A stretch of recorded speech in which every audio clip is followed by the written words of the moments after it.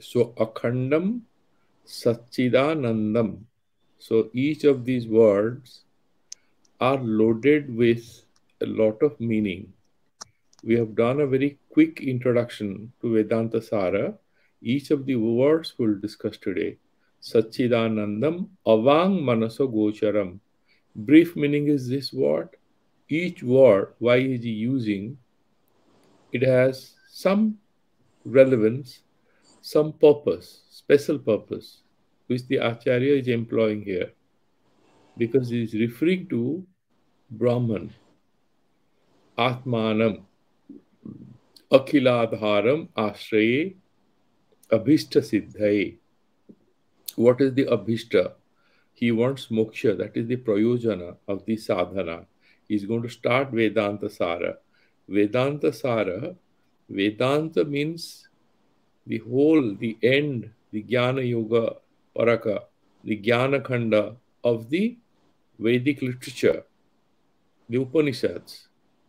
And there are too many Upanishads. There are about 1008 Upanishads. Therefore, he is making it very clear that it is not a very, very comprehensive introduction to Vedanta. It is a summary of Vedanta. Saraha. So it's a summary, it's a gist. He makes it clear in advance. In the very title, he says, I'm going to give you a very brief introduction to Vedanta. This is considered to be a very, very authentic, very powerful work. And he is not imitating any author to give his views. He is fiercely independent, he has his own interpretations. And he's giving this, but he is not flouting the main messages or the central message of the Upanishads. Then he mentions that Akhandam, the first word. Now, let's look at what he's trying to say. You know that why we do Mangalacharanam. We have discussed that earlier. When any book we start in our parampara, we remember the divine. Even if you are doing secular books like geography and history or anything, when you are starting this, you always meditate on the divine. Why? Because you do not want to suffer any obstructions on the path of your persuasion of that book, that knowledge. In order to avoid any kind of disturbance, internal and external, you need grace of the Guru and the Acharya and Bhagavan. Generally, you know that in North India, they say Sri Ganesh karna hai. Sri Ganesh symbolizes Ganesh Ambika Bhyam. You do some puja, right? Before you start anyone, you do Ganesh ji and Durga ji. Mother and son, they have to be given proper puja, and then other devatas can be worshipped. We have in the Smartha Parampara the Panchayatana Puja Parampara. So you have these five main deities who are imagined, and we do Pratika Upasana is Lord Vishnu, Shiva, starting with Ganeshji, and then you have Durgaji, and you have Surya, the head of the Navagraha. So these are the five people we have, Panchayatana Puja. And depending on whether you are a Vaishnava, so if you are Vaishnava, you will put Lord Vishnu in the middle and all four on all sides. Or if you are Ganapati, you will put Lord Ganesh in the middle. If you are a Saivite, you put Lord Shiva in the middle. And you are a Sauravadi, you are worshipper of Lord Surya. Okay, not a problem. You put Lord Surya in the middle. And Parameshwara, and this is, as I was telling you, it's kind of henotheism, that you have different deities worshipped as supreme. Ma Durga, for example, can be put in the middle. So ultimately, you're connecting with the divine. So directly, without going into any names and forms, here the Acharya says Akhandam. The doubt is, why doesn't he start with Lord Ganesh?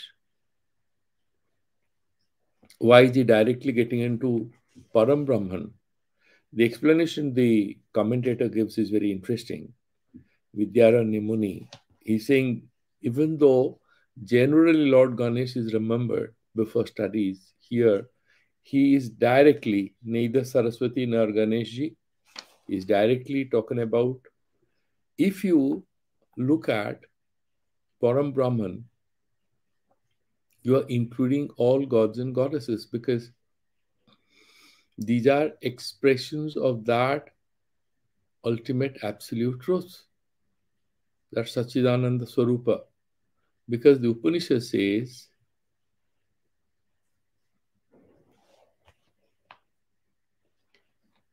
so, Esa U Hyeva Sarve Devaha. That Param Brahman, if you are connected with this, all gods and goddesses are taken care. Because we had a dualistic tradition in the Karma Kanda. Different gods and goddesses are remembered and they are worshipped for specific results. And therefore, he's saying that when you meditate on the Atman, everybody is happy with you. They cannot hate you anymore because you have become their Atma. There is a statement in that regard in the Brihadaranyaka Upanishad. The gods and goddesses cannot anymore. They will create some bignas because they want you to stay limited in the little world of different Devata Upasanas. Bhagavan mentions that in the 7th chapter in the Bhagavad Gita. They go to all other gods and goddesses. They do not know me. Bhagavan says, my bhaktas, those who are connected with that ultimate divine principle, whether they are artha or artharthi or jigyasu or jnani, udara, they are all good, utkrishta. However, jnani is very close to him because there is no duality anymore. We have discussed that. So, akhanda sabda, he mentions that includes everyone. Therefore, no need for Ganesh, Saraswati or anything. In an interesting way, is saying that there is spirituality also possible beyond names and forms. So you worship Lord Vishnu or Lord Shiva as Paramatman. Not a problem. So what is this word? Atmanam. If you look at the sentence, what does he say? Atmanam akhiladharam.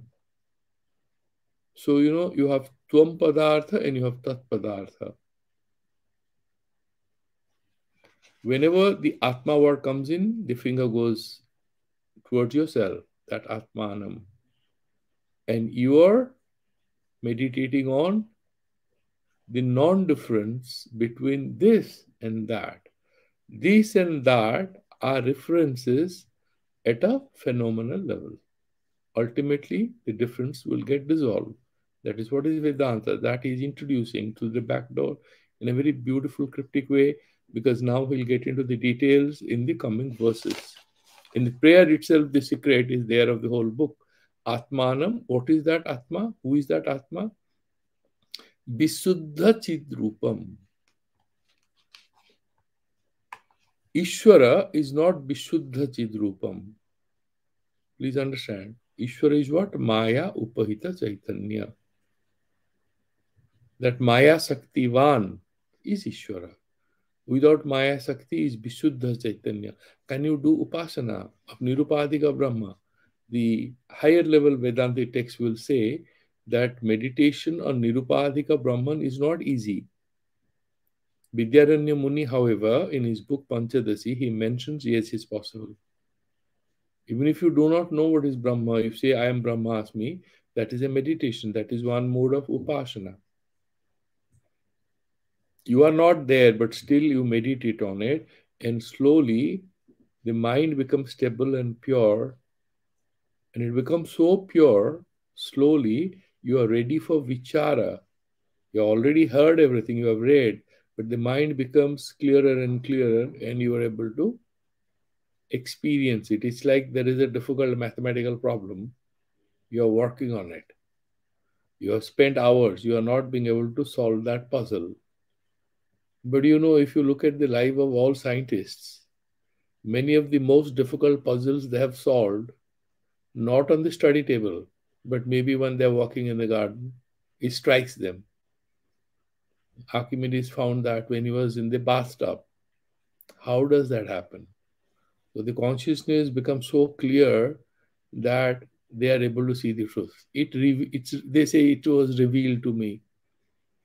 It's all about our minds. When our minds, you would also see that with yourself, become very pure, becomes very clean and stable and peaceful. Whatever we were finding difficult becomes very easy. So therefore he's saying Visuddha Chidrupam, and that Tvam Pada Lakshanam, that is the Visuddha Tvam. You do Sodhana, that we have done in Bhagavad Gita, Tvam Pada Sodhana in the first 6 chapters. How we have to do it also, we learn the technique Nishkama Karma, Upasana, then also some meditative yogic practices, then meditation on the Tatpada, 7th chapter onwards. So, Turiyam, so you have these 4 stages of our own being at a level of consciousness. You have Jagrat Avastha, you have Swapna Avastha, you have Susupti Avastha, and you have Turiya Avastha beyond these 4 stages. So he is using this word Turiyam Ashray, that 4th stage, which is beyond Jagrat, Swapna, and Susupti. All this will be discussed at length. We have also done it earlier in Tattvabodha. Turiyam Ashray. And then he's mentioning what does it mean, Avishtam Ashray. मैं आश्रय लेता हूं उसका, कैसे आश्रय लेगा? The difference between a normal upasaka and a Vedantic upasaka. I want to specifically mention this to you. This Vedanta Satsanga we are doing in the morning, is it a Jnana exercise or Bhakti exercise? For a Vedanti, this is also Bhakti. Finding time to meditate on this ultimate truth, talk about Brahman. If you sit there with Bhakti Bhava, that becomes the prayer. I met a couple from the US at Rishikesh a couple of years back, very nice couple. And they have been there for the last 30, 40 years, 30 years. And their children are all grown up. And I said, so your children would be different. How do you relate to them? Because they are born and brought up in the US. You are Vedantists, both husband and wife. Both are professors in computer science. Well, maybe mathematics or something, 30, 40 years back, they studied here. They went and they are in good universities. And then they told me that no, our children are very much aligned with us. We don't do any rituals on good days when we have a birthday party or anything. So what do you do? He said, invite some people and would be reading one chapter of Chandogya Upanishad or maybe one Vedantic text, and we'll be understanding it and explaining it. Then we have lunch. We have a bit of chit chat, a bit of coffee or high tea. That is our way of celebrating one religious event. A lot of people who do not have anything to do with Hinduism or our religious tradition find it very enlightening to come and be part of this exercise, because we are not preaching any faith or anything. We are only talking about truth. And this is the purest satsang. You can do bhajana kirtana, no problem. Everybody is not ready for this. Everybody cannot do it. So for them, bhajana kirtana is the best thing. But those who can, this is bhajana. This is the best way. What are we doing? We are doing Ishvara bhajana. We are meditating on the divine. Therefore, he is saying asraye. Asraye, the artha will be here. In the jnana context, asraye means, okay, guru, acharya, and sastra. You have your personal guru or you have acharya and you have sastra. So I am opening myself to that. Ashraya means that I'm taking refuge in it. Taking refuge would mean here I am taking the help of these. I'm opening myself to it. Only if you open yourself to something, that's going to enter you. Therefore, I'm doing that ashraya. It's beautiful. He's mentioning that. Then tat padartha. Tvam padartha is there. He's mentioning atmanam more. That is fine. Then tat padartha. Tattvamasi. We have studied that earlier. Tattvamasi. You purify the tvam padartha. Tvam padartha vachyartha is what? We have discussed that. Vachyartha is jiva. Lakshyartha is that pratyagatma, that consciousness that is there in us.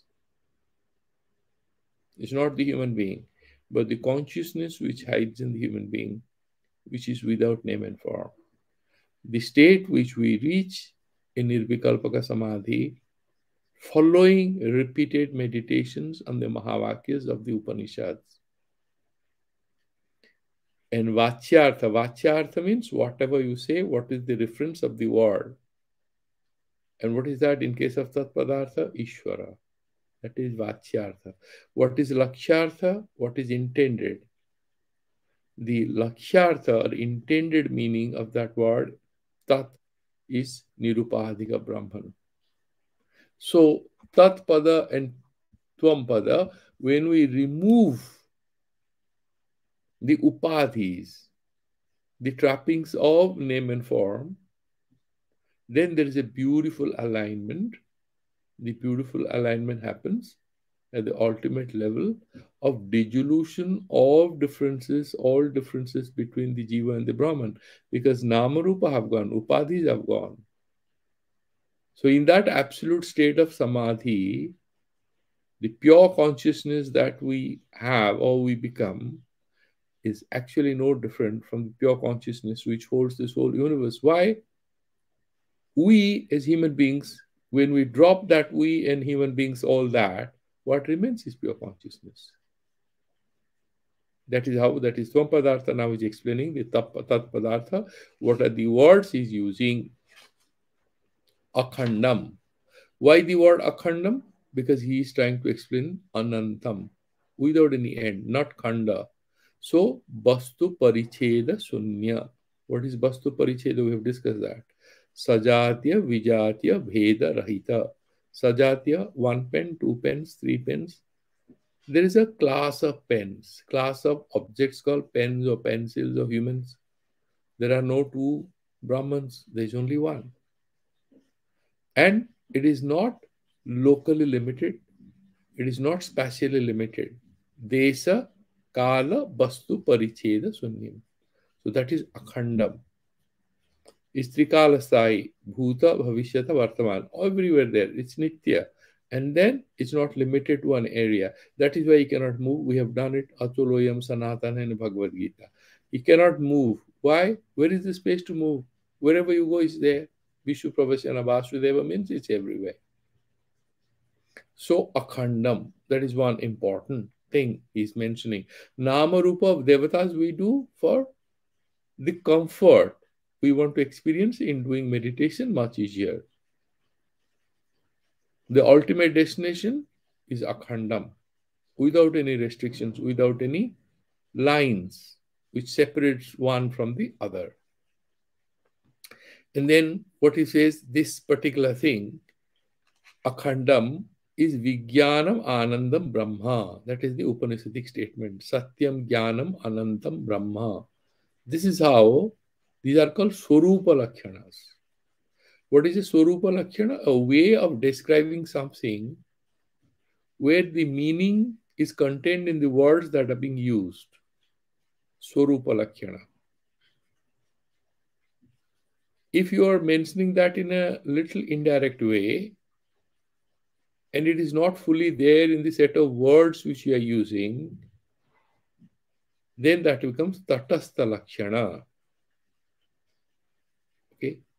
So, you do certain times, you are that.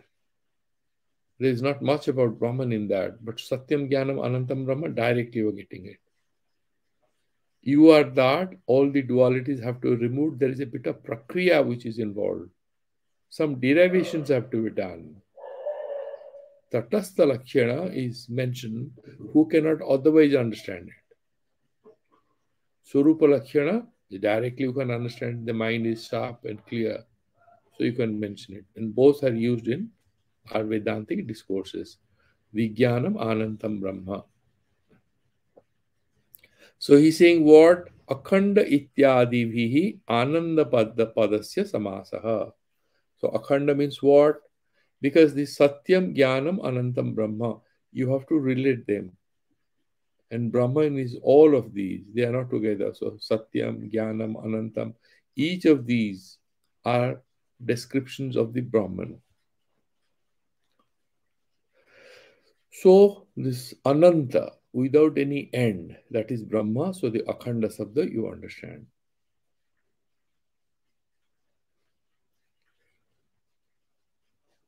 And therefore, he mentions that khanda, akhanda, not khanda is akhanda. And what have we removed from our understanding of the Brahman? We have removed desa kala vastu paricheda. Brahman becomes desa kala vastu paricheda sunyam. You should write these words because this will come again and again. Desa, location, space, kala, time, vastu, that whole thing, the appearance of it, its very nature, desa kala vastu paricheda. That is delimitation, restriction, sunyam, without it, without restriction of time, space, and its own being. There is no limitation of being of the Brahman. So there is a sajatya vijatya swagata veda rahitaha. Rahitam Brahma. Brahma is Napunsaka Sabda here. Okay, now Tatra Ananta Antavad Vastu Vyabritya Eva Visheshanam. What is Ananta? Antavad Vastu. All of us are Antavat. What is Vat? Which is having an end. That is Antavan. We are all Antavan. Why? The body will go. Ananta means it is not Antavan. It will not get terminated. Why is it so important? Because the Ananda Brahma Swarupata that we are imagining, that we are talking about, if it will have an expiry date, what is the point of wasting all our energies on it? We are anyways doing it on earth. We want to ascend to a plane where we shall not be anymore victims of these set of restrictions. Therefore, that Sachidananda Swarupa Akhandam Anantam. That is what he's saying. And then there is another particular thing. What is the next word he's using? Sat. Right? Akhanda ke baad kya hota hai word? First half of the sentence. Akhandam Sat Chidanandam. Sat Chit Ananda. Now, in future, somebody might ask, oh, you have been studying Vedanta. Can you explain even the simple word Satchidananda? What does it mean? Now, this is the explanation Vidyaranya Muni is beautifully giving. I'm getting into it because each of these words are loaded with such beautiful meaning. It will make your day. Sat word, why it is used at all? You know, if you don't use the Sat word, you have the Buddhistic thing who talk about their Sunyavadis. And Akhanda also, like for example, you imagine a spirit, some ghost. Does it have any shape? No feature? Can you see Akhanda, Makhandiya? So there is Tuchha Padartha and there is Shunya, Abhavatmaka or Shunya. They are all, absence is also Akhanda. But the Atman, the Brahman we're talking about is Bhavaatmaka. It exists. It is not a non-existent thing. We're not talking about Sunya. We're talking about Brahman. So in order to rule out any misunderstanding on our part that we are meditating on Sunya, emptiness, he's saying Sat. Always remember, Sansara is Maya and all that doesn't mean it is future. It is a relative truth. Therefore, he's saying what? He's saying Sat. Then somebody will say, is it Jada? This whole material universe. In physics, there's something called unified field theory. All of it ultimately is resolved into one field of energy or something. There is a subtle difference between that unified field theory and Vedanta. What is that? Our unified field is the field of consciousness. The materialistic, physicalistic imagination of a unified field is about a material reality. Always remember this. In Vedanta, reality is not material. The ultimate reality is not material. The manifestation, the phenomenal reality has a material aspect, it has a conscious aspect, that is fine.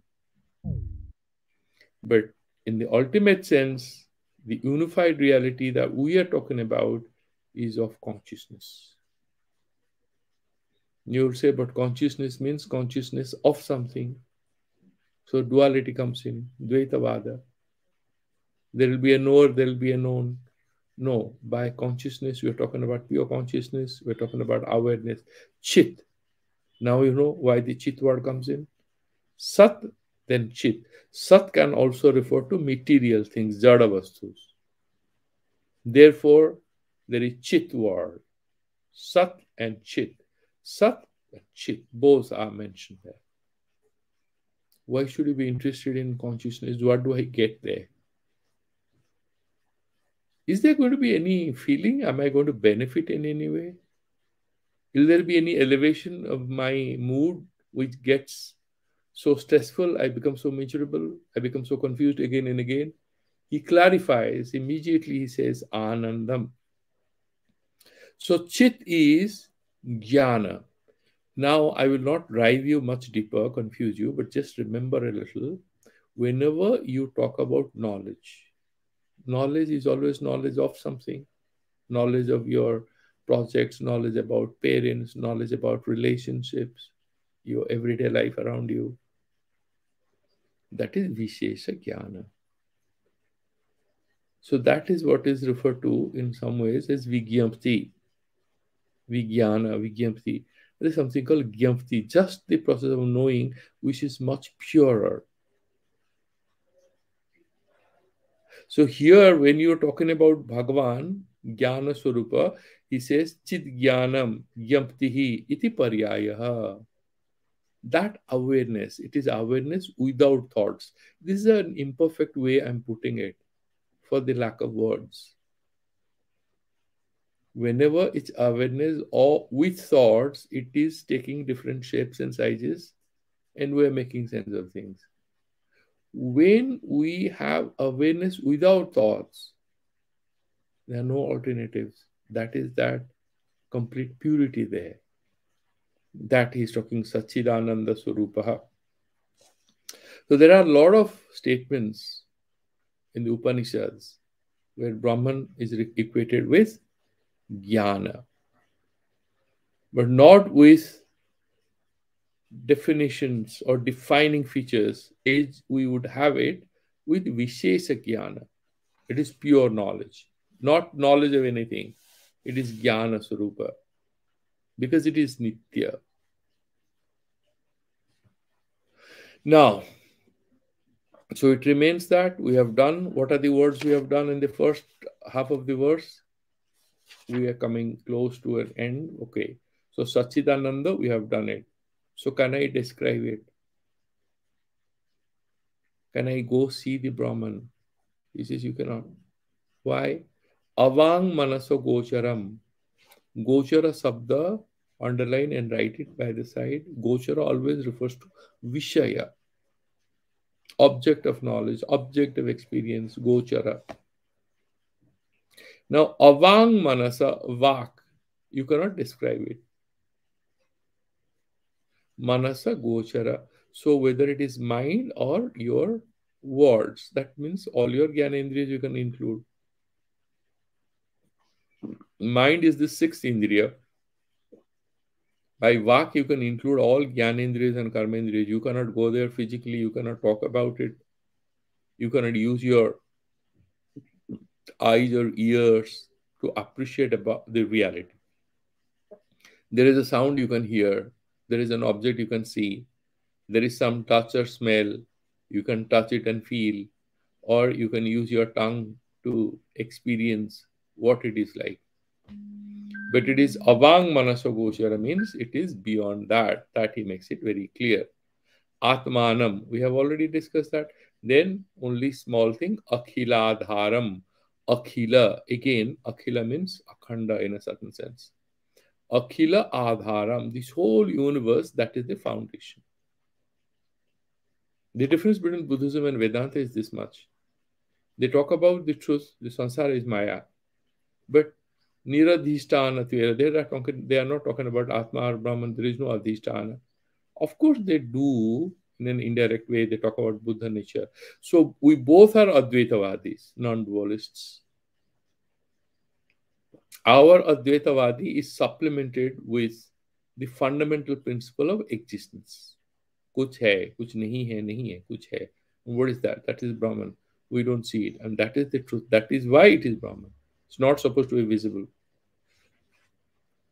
And Bhagavan has mentioned that Yoga Maya, that is the very nature of my Sankalpa. You cannot know me. So he's saying, Atmanam Akhiladharam Asraye. I take refuge in you. This why Abhishta Siddhaye. So, in order for my liberation, how do I get liberation? What is the nature of this Asraya? You go close your eyes and kneel down before God, and He'll give you Atma. No, that is the lowest kind of bhakti. That nothing to make fun of it. It's very great. In order to silence, concentrate the mind, and have some psychological transformation and get rid of your purva papas. These are all important sadhanas, including just kneeling down before God. However, our marga is a little superior. It's not about emotionalism. This marga is meditating on the absolute divine in an enlightened way with the help of Sastra and Acharya. That doesn't mean we will not do any upasanas, but we'll move towards that. We'll carry it forward tomorrow. Tomorrow, I'm not very sure about 15th August, but I will. I have some travel plan, but I will let you know very quickly, and we'll continue forward. Okay, so let's do the Santi mantras. Om Purnamadaha Om Purnamidam Purnamado Purna Dachyate Purnamudachyate Purnasya Purnamadaya Purnameva Vasishyate. Om Shanti Shanti Santi. Shankaram Shankaracharyam Keshavam Vadarayanam Sutrabhasya Krito Vande Bhagavanto